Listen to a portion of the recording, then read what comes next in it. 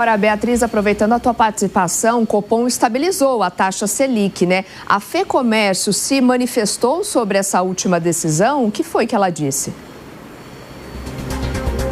Se manifestou, Soraya, e teve uma visão positiva sobre a decisão do Copom. Eles chamaram, inclusive, de decisão acertada. Então, a Federação do Comércio de Bens, Serviços e Turismo, aqui do estado de São Paulo, considerou que a gente tinha um cenário no Brasil mesmo para manutenção, né, para manter essa taxa em 15% ao ano, pelo menos por enquanto. O indicativo é que ela seja levada dessa forma, pelo menos até o fim de 2025. E a FEComércio considera alguns fatores. Olha, considera que a inflação desacelerou um pouco, mas ainda em ritmo alto, só que esse quadro inflacionário, de acordo com eles, que preocupava muito no começo do ano, arrefeceu. Eles dizem ali na nota que foi divulgada, eles citam 9 semanas de quedas consecutivas no Boletim Focus, que é aquele boletim, então, que faz as previsões de metas de inflação, de quanto vai ficar, né, o IPCA aqui no país. Então, eles consideram isso para entender que foi uma decisão acertada ali do Copom. Ao mesmo tempo, eles citam algumas incertezas, como, por exemplo, os impactos do tarifaço norte-americano aqui no Brasil. Os efeitos ainda não começaram a ser sentidos, né? Assim que entrar em vigor, isso pode mudar.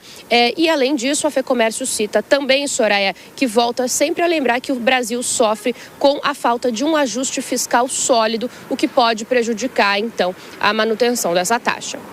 Obrigada, Beatriz, pelas tuas informações. Eu vou acionar já os nossos comentaristas, José Maria Trindade, também Cristiano Vilela. Bom, Vilela, essa já era uma decisão esperada, né? E o Banco Central só reforça ainda mais a sua independência. Como você também analisa esse posicionamento da FEComércio, né? Quando eles dizem que foi uma decisão acertada do Banco Central?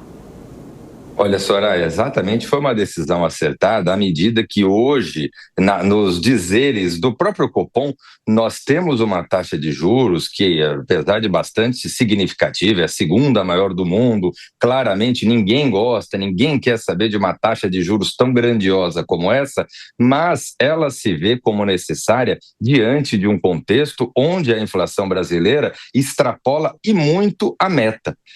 Nesse sentido, o Copom ele deixa claro que a manutenção desses 15%, ela se dá e se dará pelo período necessário para forçar as taxas, os índices inflacionários a atingirem o patamar da meta.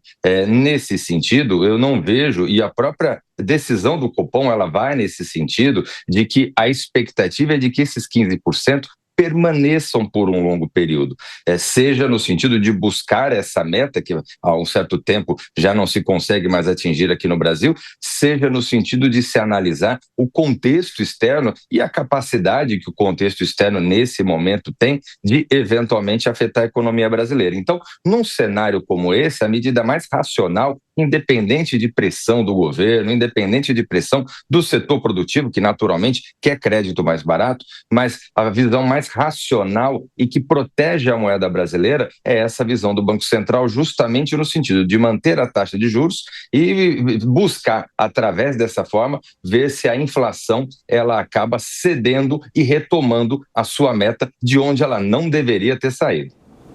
José Maria Trindade, esse é um índice, né, um dado que já era mais ou menos esperado por boa parte dos investidores e do mercado financeiro. É a ação mais correta na tua visão, Zé?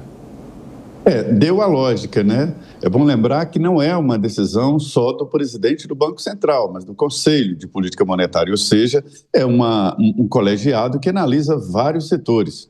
É preciso esperar a ata. A ata é o resumo ali da reunião, os motivos que levaram o Banco Central a manter a taxa em 15%, né?